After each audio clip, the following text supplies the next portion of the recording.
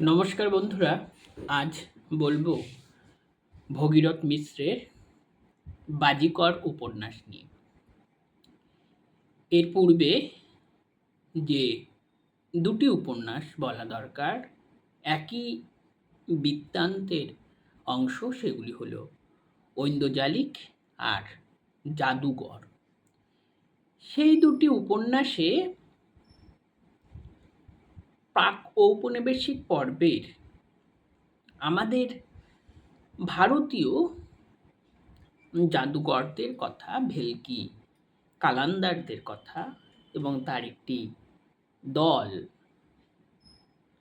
মধ্যপ্রাচ্যে কিভাবে চলে গিয়েছিল এবং মধ্যপ্রাচ্য থেকে আবার এদেশে ফিরে এসে এদেশীয় জাদুর সংমিশ্রণে এক নতুন জাদুর উৎপত্তি হয়েছিল তা নিয়ে বলেছেন। আর এই বাজিগর আধুনিক জীবনের জাদুর ইতিহাস, অর্থাৎ উপনিবেশ এবং উপনিবেশের পর্বের যে সময়, সেই সময়ের যে জাদু জীবন, জাদু বৃত্তান্ত, বাজিগর সমাজের দোলাচলতা, জীবন কাহিনী, তাদের ভেলকি, তাদের জীবন সংকট, অস্তিত্ব সংগ্রাম এবং বাজিগরের মধ্য দিয়ে বদলে বদলে যাওয়া সময় কাহিনী এবং স্থানিক প্রেক্ষাপট, এইসব নিয়ে একটি দুর্ধর্ষ আখ্যান। এবং এই আখ্যানগুলোর কেন্দ্রীয় চরিত্র নেই বললেই চলে, বলা ভালো সময়ই এবং ভৌগোলিক অবস্থান এবং সেই জাদু জীবনই তার কেন্দ্রীয় সত্তা। বিবিধ চরিত্র আছে, কেউ কেউ বড় ভূমিকায়, কেউ কেউ ছোট ভূমিকায়, কেউ কেউ দৃষ্টি আকর্ষণ করছেন জাদুকর হিসেবে অবতীর্ণ হয়ে গোটা অঞ্চলের কাছে, পাঠকের কাছে দৃষ্টি আকর্ষণ করছেন, কিন্তু তাদেরকে কেন্দ্রীয় চরিত্র বলা সঠিক হবে না, কারণ লেখক একটা প্রবাহমান জীবনকে, প্রবাহমান সময়ের অন্তর্গত একটা জীবনকে, যে জীবন বাজিগর জীবন, যে জীবন জাদু খেলা দেখিয়ে, ভেলকি দেখিয়ে জীবন অতিক্রান্ত করে, তাদের কথা বলতে চেয়েছেন। এবং এই উপন্যাসের প্রেক্ষাপট গোয়ালপাড়া, আসাম, ব্রহ্মপুত্র নদীর তীরবর্তী বস্তি অঞ্চল। পূর্বের দুটি উপন্যাস অর্থাৎ ঐন্দ্রজালিক আর জাদুঘরে যে জাদু জীবন ছিল, তা ঔপনিবেশিক পর্বে অনেকটাই বদলে গেছে। তেমনি আমাদের ঐতিহ্যের যে জাদু ভাণ্ডারটি, জাদু সূত্রটি, গুপ্ত জাদুর রহস্যময় নিকেতনটি অনেক সময় হারিয়ে গেছে। আধুনিক জীবনে পুঁথিপত্র এবং তন্ত্রমন্ত্র, ভেলকিবাজির সঙ্গে বিজ্ঞান প্রবেশ করেছে এবং সেই বিজ্ঞানের অনুষঙ্গ প্রাচ্য পাশ্চাত্যের বিবিধ জাদু বিষয়ক বই, সে সমস্ত পড়ে নতুন জাদুর ঘরানা গড়ে উঠছে। এবং সবচেয়ে বড় বদল, পূর্বের জাদু বা ঐন্দ্রজালিক যারা ছিলেন তারা শুধু জাদুই দেখাতেন, জড়িবুটি, শেকড় বাকড় এবং বিক্রি করতেন কম। কিন্তু আজকের জাদু কম, জাদুর সঙ্গে সঙ্গে এগুলো বিক্রি করা। কেননা জাদু দেখে আজকের মানুষ তেমন আর মুগ্ধ হয় না, কেউ কেউ ভাবে সময় নষ্ট, ফলে পয়সা দিতে চায় না। ফলস্বরূপ সেই জাদুঘরকে জাদু দেখানোর পাশাপাশি অনেক জড়িবুটি, অনেক শেকড় বাকড়, অনেক ওষুধপত্র বিক্রি করতে হয় এবং ভুল কথা বলে, মিথ্যে কথা বলে, ঈশ্বরের আশ্রয় নিয়ে সেগুলোকে বিক্রি করতে হয়, না হলে সংসার চলবে না। এই একটি বড় সূত্র এখানে চলে এসেছে। এবং আরেকটি হলো বিজ্ঞানের আশ্রয়। জাদু কোনো রহস্যময় সারবস্তু নয়, এটি আসলে কৌশল। যেটাকে পূর্বের আখ্যানগুলোতে বলা হচ্ছে বিভ্রম, যে মানুষের দৃষ্টি বিভ্রম, শব্দ বিভ্রম, স্পর্শ বিভ্রম ঘটানো, এইখানে পুরোটাই দেখানো হচ্ছে যে এটা একটা কৌশল, হাতের কৌশল, চোখের কৌশল, কণ্ঠের কৌশল। অর্থাৎ জাদুঘর কিছু আবিষ্কারক তো বটেই, কিন্তু কিছু একদম নির্মূল করে দিতে পারেন না, কিছু একেবারে ভ্যানিশ করে দিতে পারেন না, তিনি লুকিয়ে রাখেন, কোথাও বা গুপ্ত কক্ষ থেকে বের করে আনেন। সেই কৌশলটাই জাদু খেলা। এই পর্বে, এই বাজিগর আখ্যানের অনেকগুলি পর্ব আছে। সেই পর্বের ধারাবাহিক কাহিনী ধরে ধরে লেখক আধুনিক জাদু জীবনের রহস্যময় বৃত্তান্ত স্পষ্ট করেছেন। বালক তো শিবকুমার একদা তার কাকার একটি জাদু সিন্ধুক পেয়েছিল। তার কাকা শ্রুতিকুমারের জাদু চর্চার একটা নেশা ছিল। জাদু বিষয়ক প্রচুর বইপত্র, পত্রিকা সে এক বাক্সে বন্দি করে রেখে দিয়েছিলেন, এবং সেই সমস্ত পড়ে বালক শিবকুমারের মাথা বিগড়ে গিয়েছিল। ফলস্বরূপ সে জমিদারের সন্তান হওয়া সত্ত্বেও এই জাদুকর হওয়ার নেশায় ঘর ছেড়েছিল, এবং ঘর ছেড়ে তার সঙ্গে দেখা হয়েছিল হৃদয়নাথের। তার কাছে সে অনেক জাদু শিখেছিল, এবং এরা সকলেই এই জমিদারের সন্তান শিবকুমারকে ঘরে পাঠানোর চেষ্টা করেছিলেন, কিন্তু সে কথা শোনেনি।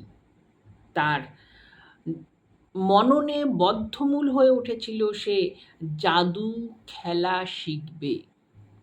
ফলস্বরূপ দুঃখের জীবন তাকে তো বরণ করতে হয়েই ছিল। একদা হৃদয়নাথ মারা যান, এবং হৃদয়নাথের দলের সঙ্গেই সে ঘুরে বেড়াতো, জাদু মোটামুটি শিখেছে। হৃদয়নাথ মারা যাবার পর তাকে জাদুকর হিসেবে অবতীর্ণ হতে হয়, কিন্তু তার কোনোদিনই ইচ্ছা ছিল না যে জাদু খেলা দেখিয়ে পয়সা অর্জন করবেন বা জীবিকার অঙ্গ হিসেবে জাদুকে সে বেছে নেবেন। তার ইচ্ছে ছিল জাদুটা সে শিখবেন, জাদুর কলা কৌশলটা সে জানবেন, জাদুটাকে সে আয়ত্ত করবেন। কিন্তু হৃদয়নাথের যে দল, সেই দলে প্রচুর মানুষ ছিল। এইখানে একটি কথা বলে নেওয়া জরুরি, পূর্বের যে আখ্যান ঐন্দ্রজালিক বা জাদুঘর, সেই সমস্ত আখ্যানে দেখা যাবে যে পিতা, বিশেষ করে বাড়ির বড়রা, জাদুকরের ছেলেরা খেলা দেখাতে চলে যেত, এবং তার সঙ্গে সন্তান একটু বড় হলেও যেত। তাদের কোনো দল ছিল না। আর আধুনিক জাদু, বিশেষ করে বাজিগররা, তারা দলবদ্ধ হয়ে জাদু দেখাচ্ছে।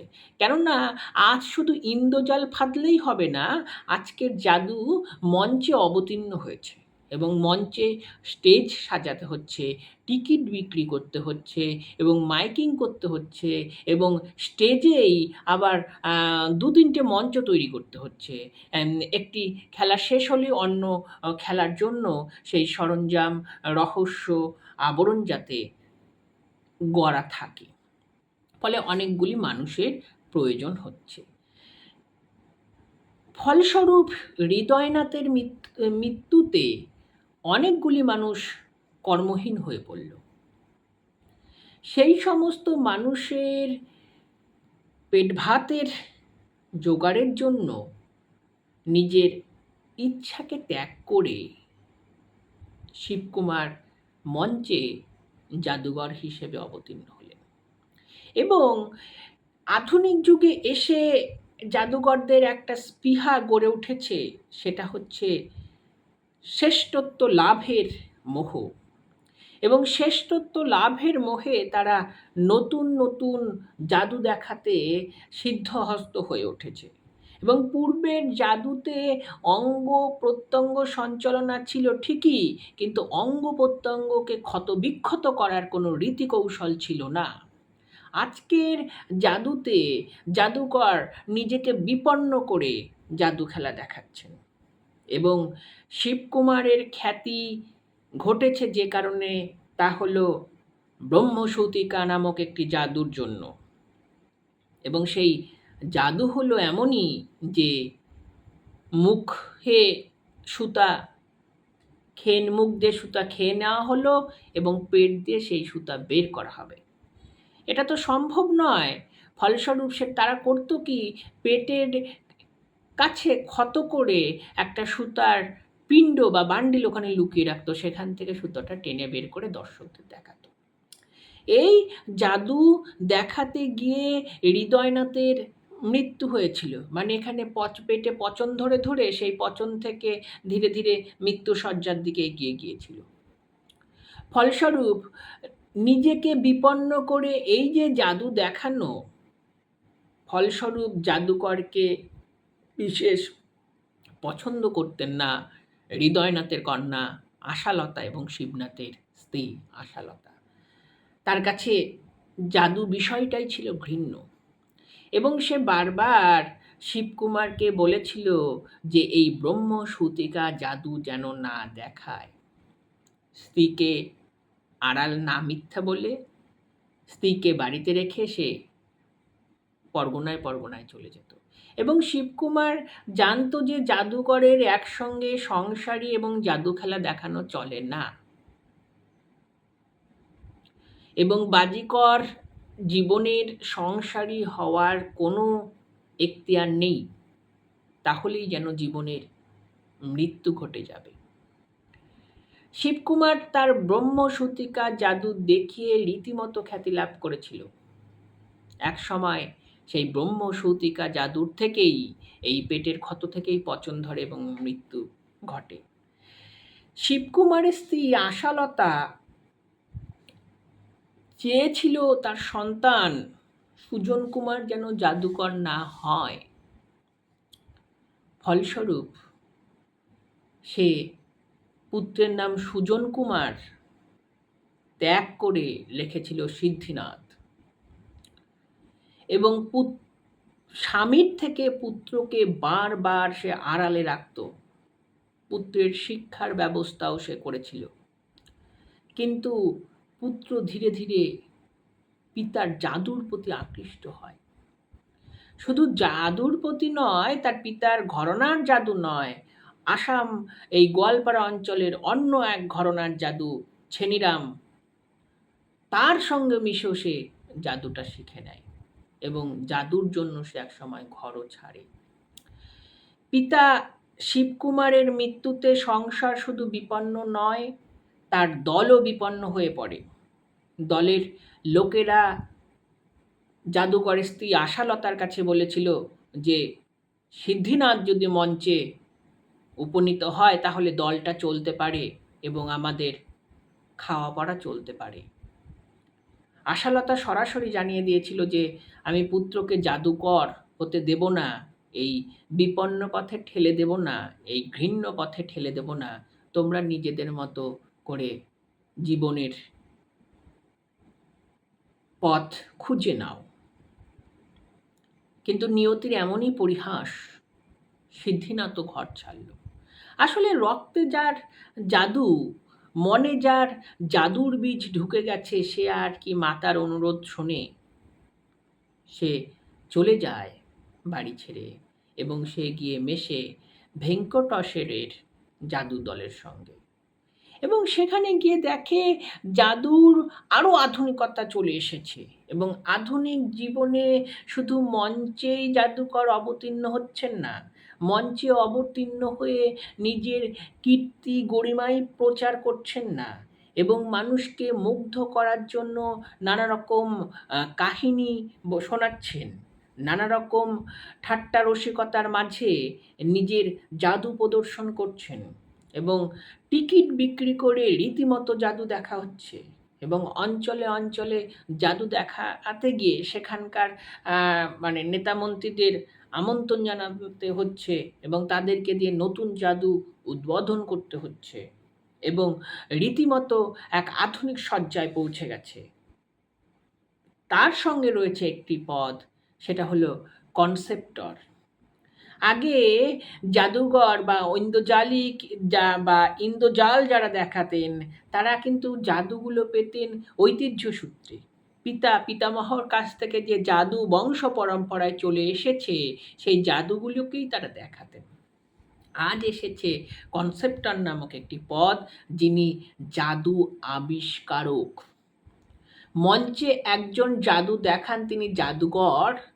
তার দলে এই কনসেপ্টর রয়েছেন, যিনি নতুন নতুন জাদু তৈরি করেন। এই নতুন নতুন জাদু দিয়ে মঞ্চে জাদুকর খ্যাতি লাভ করেন।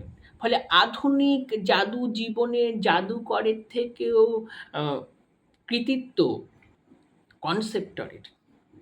তেমনই একজন কনসেপ্টর মণিশঙ্কর, যিনিও জাদু জন্যই ঘর ছেড়েছিলেন। কিন্তু ভেঙ্কটেশ্বরের দলে সিদ্ধিনাথ মণিশঙ্কর বেশি দিন থাকেনি। তার কারণ এই ভেঙ্কটেশ্বরের ছিল নারীর প্রতি আকাঙ্ক্ষা এবং সে দলের যুবতী নারীদেরকে নিজের কক্ষে নিয়ে ভোগ করত। যখনই মণিশঙ্করের স্ত্রী তনুশ্রীর প্রতি তার নজর যায়, তখনই মণিশঙ্কর দল ছাড়েন এবং সেই দলের সঙ্গে চলে যায় সিদ্ধিনাথ। আজ তরুণ সিদ্ধিনাথ মঞ্চে অবতীর্ণ হচ্ছেন এবং তার জাদু ঝোলাটি রয়েছে কিন্তু কনসেপ্টর মণিশঙ্কর দ্বারা আবিষ্কৃত নতুন জাদু। এই সিদ্ধিনাথ পিতৃসূত্রে জাদুঘর হতে চেয়েছিল, পিতার কাছ থেকে কিছু সামান্য জাদু শিখেছিল, আর কনসেপ্টর আবিষ্কৃত জাদু দ্বারা সে মঞ্চে অবতীর্ণ হচ্ছেন এবং সেই মণিশঙ্কর তাকে নানা গল্প শোনান। সেই গল্পের মধ্যে দেখা যাচ্ছে যে আমাদের যে প্রাচীন ঐতিহ্য, সেই ঐতিহ্যের মধ্যে জাদু ছিল এবং আমাদের যে ইতিহাসের সম্রাটদের আত্মজীবনী এবং যে বিদেশি ঐতিহাসিকরা আমাদের যে দেশে এসেছিল, তাদের যে লেখাপত্র, সেখানে জাদুর কথা আছে। তা সত্ত্বেও বহুবিধ জাদু আমাদের হারিয়ে গেছে, কারণ সেই জাদুগুলোকে আমরা চর্চার বদলে হারিয়ে ফেলেছি। সেই ঐতিহ্য সূত্রকে ধরে মণিশঙ্কর নতুন নতুন জাদু আবিষ্কার করছেন এবং সেই জাদু দেখিয়ে সিদ্ধিনাথ রীতিমতো খ্যাতি লাভ করছেন। এই উপন্যাসগুলি এ কারণেই গুরুত্বপূর্ণ, কারণ আমাদের যে ইউরোপীয় ভাবনা, সেই ইউরোপীয় ভাবনাকে সরাসরি বাতিল করে দিয়ে লেখক ভারতীয় উপনিবেশের এবং ভারতবর্ষ নামক দেশের যে গোপন শক্তিটি ছিল তা আবিষ্কার করেছেন। এবং এই দেখাটা কিন্তু ইউরোপীয় চোখ দিয়ে দেখা না, বা ইউরোপ যে মনন কাঠামো গড়ে দিয়েছিলেন তা দিয়ে দেখা নয়।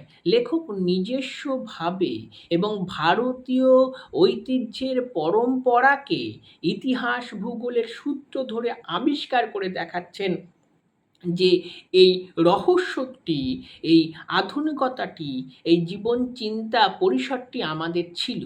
এবং তিনি কিন্তু দেখাচ্ছেন পূর্বের পর্বে যে ভারতবর্ষ থেকে জাদু ঝোলার একটি দল মধ্যপ্রাচ্য হয়ে পাশ্চাত্য দেশে পৌঁছে গিয়েছিল এবং সেখানে পাশ্চাত্য যে জাদুর আধুনিক পরিকাঠামো গড়ে উঠেছে, সেখানেও ভারতের কিছু কিছু আবেদন তো রয়েইছে। আবার মধ্যপ্রাচ্য থেকে তা ফিরে এসে ভারতে এসে নতুন সংমিশ্রণে নতুন একটা ঘরানা গড়ে উঠেছিল। আজকের জাদু জীবনে প্রাচ্য পাশ্চাত্য মিলেমিশে আছে এবং প্রাচ্য পাশ্চাত্যকে ধরে আজকের জাদুকর এবং কনসেপ্টর ঐতিহ্যকে সামনে রেখে নতুন নতুন জাদু প্রদর্শন করছেন এবং সেই জাদুর মধ্য দিয়ে মানুষকে শুধু মুগ্ধ করাই নয়, নিজের কলাকৌশল বিদ্যার প্রয়োগ ঘটাচ্ছেন। বিজ্ঞান আছে, বিজ্ঞানের পাশাপাশি রয়েছে মস্তিষ্ক সঞ্চিত বোধ এবং হচ্ছে হাত, মুখ অঙ্গের ভেলকিবাজি, যার মধ্য দিয়ে মানুষের প্রশংসা আদায় করা যায় এবং জড়িবুটি তো বিক্রি হচ্ছেই। সব মিলিয়ে এই ৩ টি উপন্যাসই ঐন্দ্রজালিক, জাদুঘর আর বাজিকর এক ক্লাসিক জার্নি, এবং লেখক গোটা ভারতবর্ষের আবহমান কালের একটা বিস্তৃত সময়, সেই অশোকের পূর্বের সময় থেকে একেবারে আজকের সময় পর্যন্ত, স্বাধীনতার পরবর্তী সেই বাঙাল খেদাও আন্দোলন পর্যন্ত আসাম, গোয়ালপাড়া অঞ্চলের পটভূমিতে একটা বিস্তীর্ণ সময়কে ধরেছেন, এবং এই সময় কিন্তু ঘুরে, ঘুরে চলে আসছে দিল্লি, যমুনা, আগ্রা হয়ে, আসাম হয়ে, এই পূর্ব ভারতের অংশ হয়ে বিস্তীর্ণ প্রদেশের মধ্য দিয়ে বাজিগর, কালান্দার, ঐন্দ্রজালিকরা কিভাবে বিচরণ করতেন, ভেলকিবাজিরা কিভাবে তাদের বাজিকর জীবনের মধ্য দিয়ে এক অঞ্চলে গোষ্ঠী গড়ে তুলতেন, সেই গোষ্ঠীর সেই অঞ্চলের ভূগোল ইতিহাস, তাদের জীবনাচারণ এবং তার মধ্যে দিয়ে জাদু জীবনের উত্থান-পতন এবং তাদের জীবন বৃত্তান্ত।